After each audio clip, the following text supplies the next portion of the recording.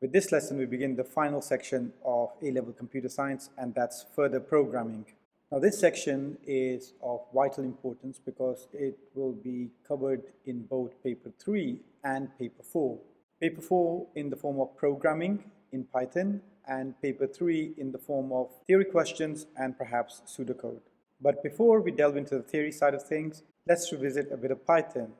Now, you've covered user-defined data types before. It's important for you to understand how these user-defined data types are created in Python, because a lot of the theory that you're going to be covering in this section will stem from that. So let's start with a prior knowledge check. Do you remember what the need for user-defined data types is? What is the difference between composite and non-composite data types?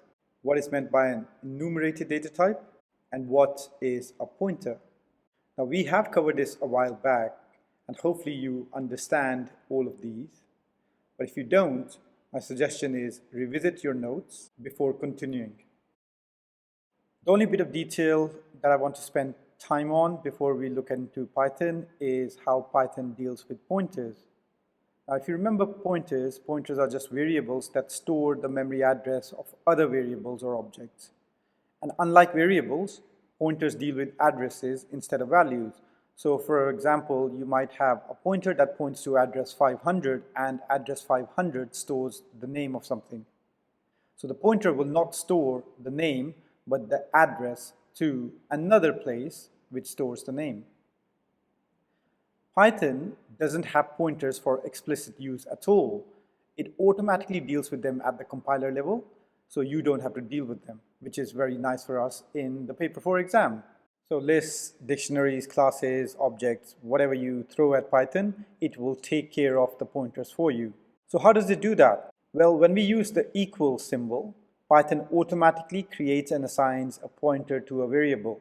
If you look at this example, we have an array equivalent to 1, 2, 3, 4. Now, you know that there are no arrays in Python. Python uses lists. So it creates this list object which stores 1, 2, 3, 4. And then it creates a pointer called array which points to that list.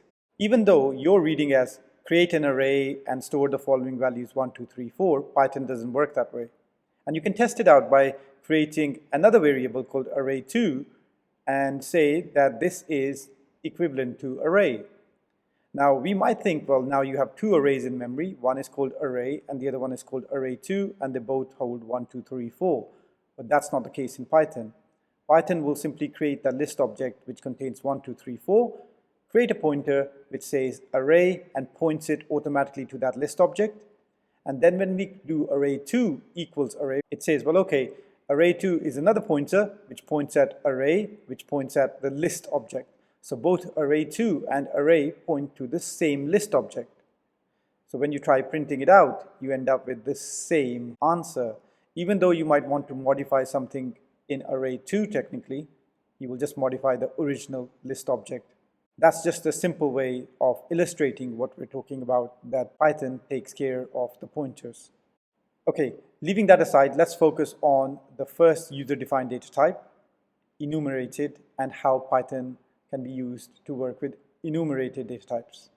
Now, I will put a link to the REPL in the description. However, enumeration in Python works in the form of a library. So from the enum library, import enum. Make sure that you observe capitalization. The library enum is lowercase and the routine enum is with capital E. We then implement enumerated using classes, so class fruits of enum type. And then we list the ordinals and give them their ranking, so 1, 2, 3, 4, 5.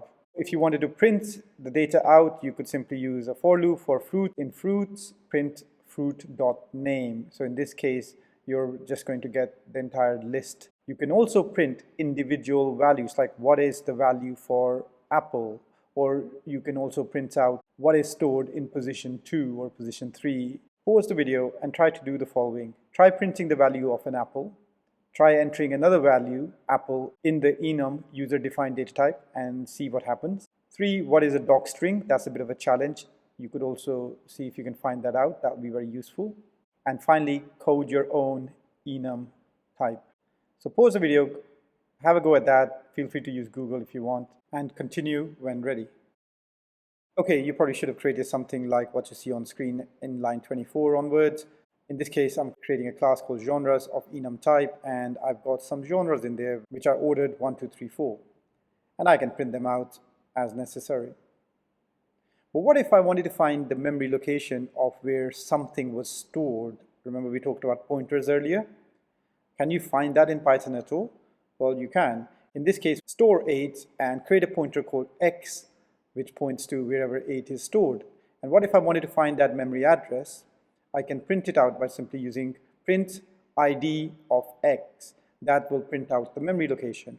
Now on screen you can see how id x looked like on my computer. That was my old ID location. And every time you run this code, the ID location will change because every time the program is run, it will store 8 in a different memory location.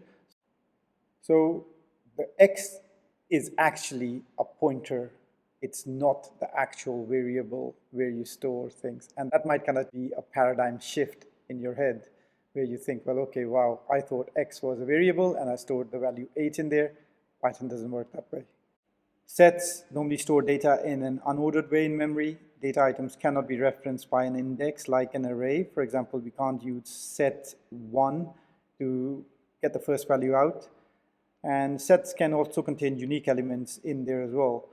To create one, you just look at the code in line 51 and 52. So the first one is created using a shortcut. The second is using a constructor. So what does that mean? Well, if you look at line 51, we use curly brackets to just use the inbuilt notation in Python. And Python also has a set notation which you trigger by writing set and then defining it. It doesn't matter what type of data goes in a set. Sets can handle numerical and strings together because they are just unordered groups of items together. You can print them out pretty easily as well. Just say print A, print B, that will print out the entire set. You can work out the length of a set as well. That's pretty straightforward. Now, what's quite powerful is because there is a set constructor, therefore we can use existing functions or methods to add values by just simply using dot notation. So a add 5 just adds 5 to the set. And similarly, we can print using, say, a standard for loop, all the items that belong to a particular set. And similarly, update, remove, and even discard values works. So if you have to do this in the exam, all you need to know is that these functions are built in and you can simply create and manipulate sets very easily. Of course, sets involve a lot of specific functions like union, intersection, difference, and so forth. And these are also built in. So once you created sets, for example, we have two sets, A and B, we can print out the union either by using a straight slash or just simply typing it A.union B. And that allows us to combine sets and remove duplicate values. If you want to do an intersection, we can use A.intersection B, and that prints out the results. And similarly, you can work out the difference by just simply saying A minus B or B.difference A, which prints out the values of set B minus the common values of A. You can also freeze sets. For example, frozen set A freezes a set which doesn't allow you to manipulate it any longer until you unfreeze that particular set. So if you try to do an add command to it, it will result in a crash. So do pause the video and go through sets and the built-in functions and try to get familiar with the syntax in both creating and manipulating sets. Next up is classes in Python. Classes and objects can be used to make records. Whenever you look at classes, you'll probably come across def, init, and def initialization is a reserved method in Python classes. It's called a constructor in object-oriented terminology, and this method is called when an object is created from a class, and it allows the initialization of attributes of that particular class. So on screen you see a class called car. We're defining the constructor or initializing it, and it has a few attributes. So in this particular case, it has a color, a mileage, and whether it's automatic or not. The self-reference is critical to have at the beginning because you can then use it to refer these attributes for a particular object that has been created. For example, you could have multiple cars and each car could have its own color, its own mileage, and so on. So self.color is equivalent to the color, self.mileage equals mileage, self.automatic is equal to the automatic Boolean field.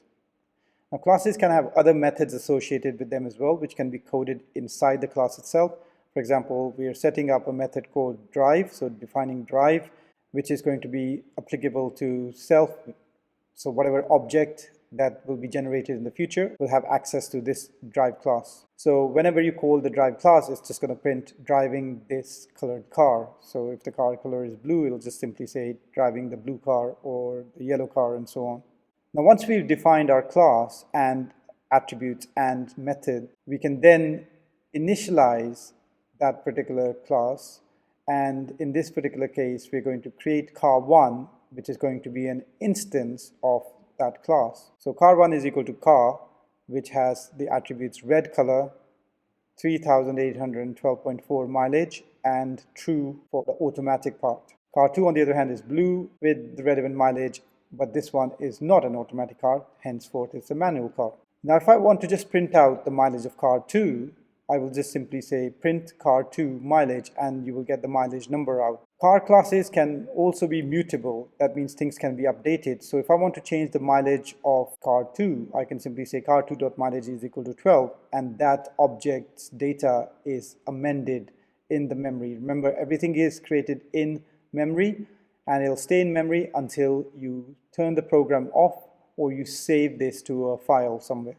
If I want to call a method associated with a class, I can simply say car2.drive using dot notation, and that should print out driving the blue car. So do pause the video here as well and code a class and try to experiment with this. You need to be able to understand how to manipulate enumerated, sets, and classes in Python. And there will be some work that we'll be doing in a future lesson that deals with classes in a bit more detail. That's all from me for today. Hopefully you can code enumerated data types in Python, and you're familiar with sets and pointers in Python. And finally, you can define classes and create objects from those classes. The one thing I'll say about programming is that you need to keep practicing because it's a skill that's easily forgotten. So between now and your examination period, please do ensure that you are actually programming, because that will come in handy for paper 4. If you're just going to watch this video or read a book about code and try to memorize it, it's never going to work that effectively. I've had students in the past who just don't do any revision and turn up to paper 4 and ace that particular exam because they understand the programming concepts behind it and they have a lot of practice. So it's one of the most easiest exams to do if you put in the required amount of hours for practicing. That's all for today. If you do have any questions, as usual, please get back to me. Otherwise, I'll see you in the next one.